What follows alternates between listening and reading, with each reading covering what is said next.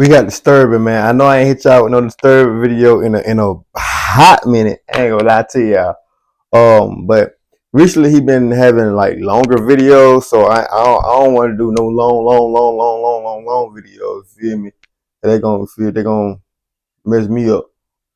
So I ain't been doing long videos like that for real. So but we got Disturban, man. Hopefully I have a great Friday. Raffle finna come on, so y'all know if I push the video out. Probably 8, 9 o'clock. Probably eight something. Ain't gonna lie. I know wrestling. I don't bullshit wrestling. Come on, so let's go ahead and get into it.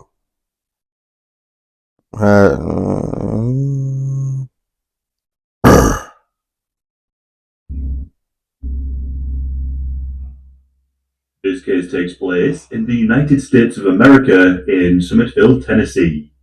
On the 6th of June 2014, a woman named Lisa Marie Hyder had just finished her shift at the liquor store that she worked at. Lisa was a mother of 6 and had recently become separated from her partner, Charles. For most of her adult life, Lisa struggled with alcohol, and this habit worsened after she received some terrible news. She had been told that she only had 6 months left to live due to having ovarian cancer and leukemia. After discovering this, Lisa began drinking more and became somewhat reckless. She refused to receive any of the necessary treatment for the illness to prolong her life, and these issues resulted in the breakup with her partner, Charles. Charles would later say, she figured drinking was going to help her hurry up and die. They gave her 6 months to live, and she wanted to make it faster. Charles was caring for the children, and Lisa moved in with some of her friends in Manchester. Despite the breakup, I ain't never experienced it in knock on wood. But man, I can only imagine like somebody telling you how long you got to live. It's got to be more depressing than anything in this world. You still cared for each other, so following her shift, Lisa called Charles and asked if she would be able to pick her up and drop her off at her friend's home. Charles told Lisa that he would be able to pick her up, but at the moment he was in another town and some distance away. He told her to wait where she was and that he would be with her soon. When Charles set off to pick up Lisa, he made a quick call just to let her know he was on his way.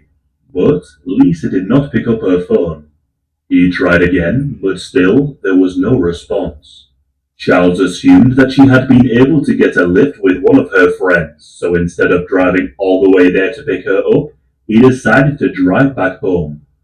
Once Charles got back home, he tried to call Lisa again to make sure she was okay, but again, she never picked up the phone.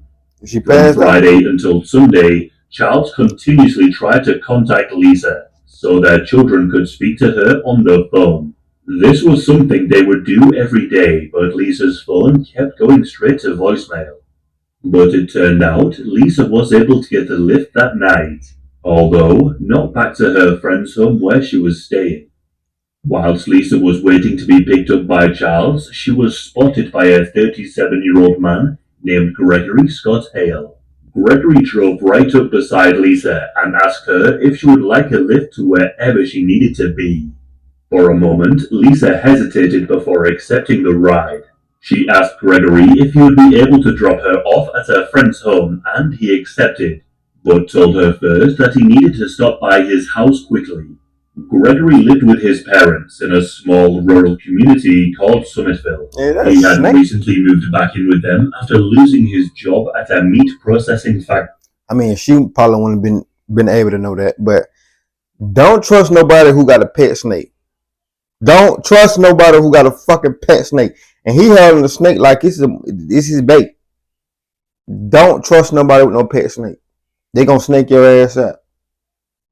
Nigga, snakes love each other now. Trying to tell you. Once they pulled up outside Gregorys Parents' home, he invited her inside for a couple of drinks. The two of them then entered the house together.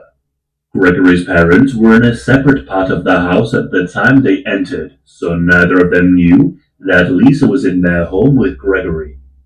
The two sat together, drank, and conversed for some time. They eventually began to kiss and entered Gregory's bedroom. After they finished, Lisa drifted off into a sleep. Once she was asleep, Gregory got out of the bed and crept over to his cupboard and grabbed his machete. Gregory turned and walked back to the bed and stood over Lisa as she slept. He then raised the machete and brought it down upon Lisa over. I know in that stage she was probably, she was probably out of it. You know what I'm saying? It already strange danger, but she like shit. She got 6 months to live. You feel me? She really don't even care about her own life anyway. At the point, which is this is a sad situation. She do have 6 kids though. She do got 6 kids though, which is sad. And when you have kids, like when you got 6 kids, kids at all in general, you can't be doing shit like this. Even though you finna die in a couple months, you still can't be doing shit like this. It just hold it. Over again. But Gregory was not quite done yet. After killing Lisa, he went and retrieved a number of buckets and began to dismember her body, taking photographs on his mobile phone as he was doing it. He placed pieces of Lisa's body into the buckets and began to cut off pieces of her flesh and consumed it.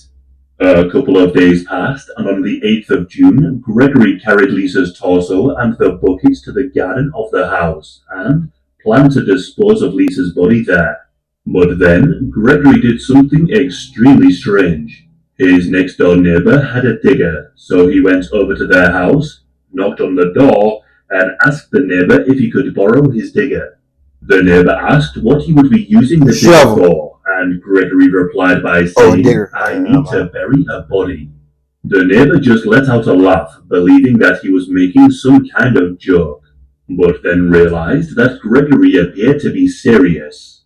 He then asked the neighbor if they would like to assist him in hiding the body, to which they declined. Feeling unnerved by this strange admission, the neighbor called the police and informed them that a murder may have taken place. The police arrived on the scene. They knocked on the door and were greeted inside by Gregorys parents. They entered the home and found Gregory asleep on the sofa. The police went into the garden and the neighbors' fears were confirmed. They found the charred remains of Lisa's torso in a burn pile and her other body parts in the buckets nearby. Investigators also found Lisa's heart in the neighbor's garden as he had thrown it over the fence. Gregory was swiftly arrested. When he was questioned, he spared no detail to the police.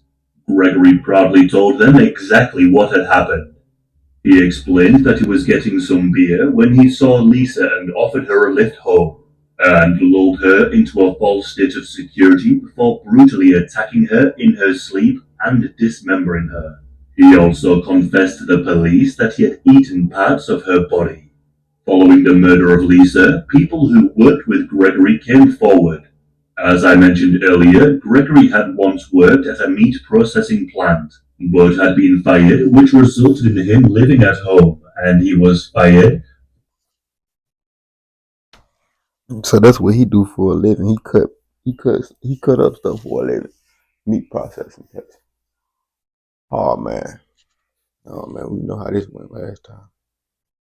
I missed the ball and shit. We know how. For a very odd reason, these former colleagues explained that Gregory would steal blood, eyes, and the bones of animals that had been slaughtered, and would take them home to perform satanic rituals.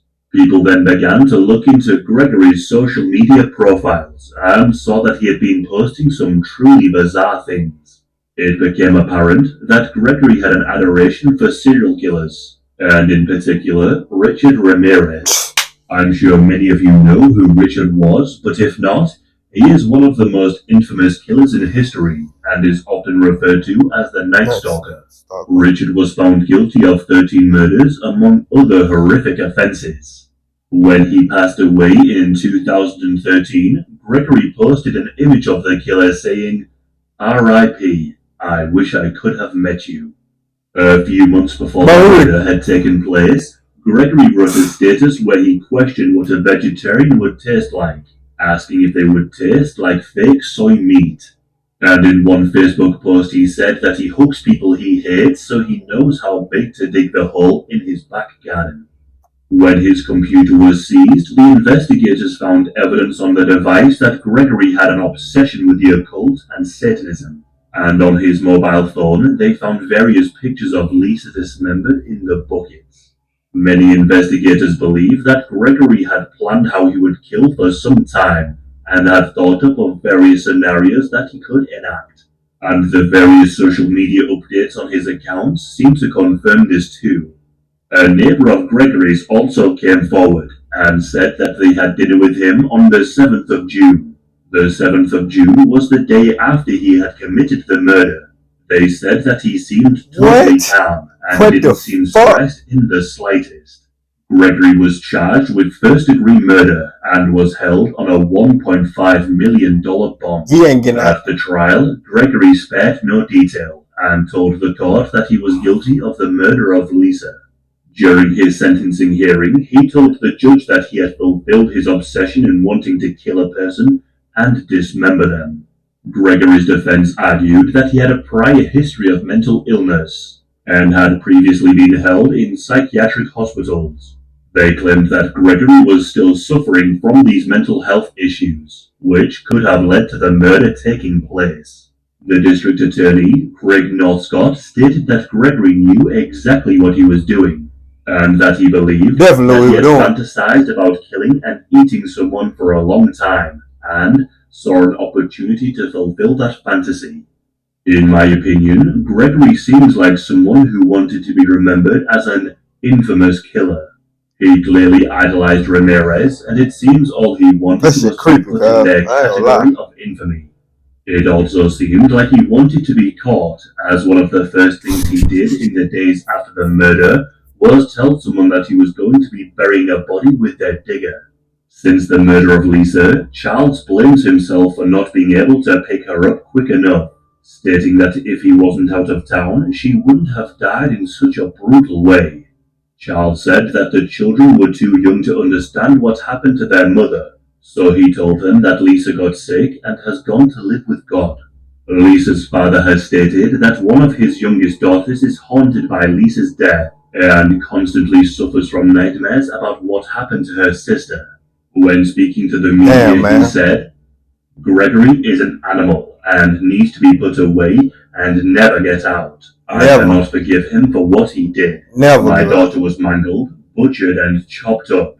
There wasn't much left of her."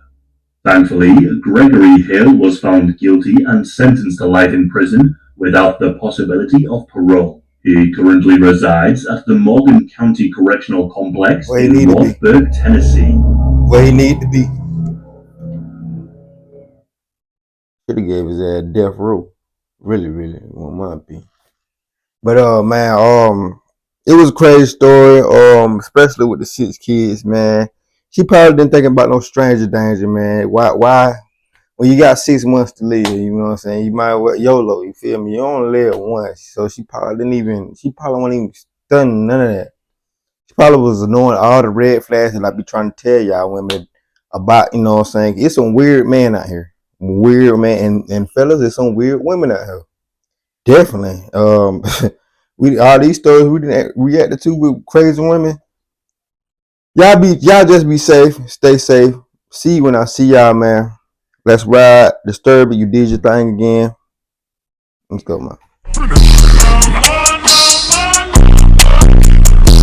Yeah,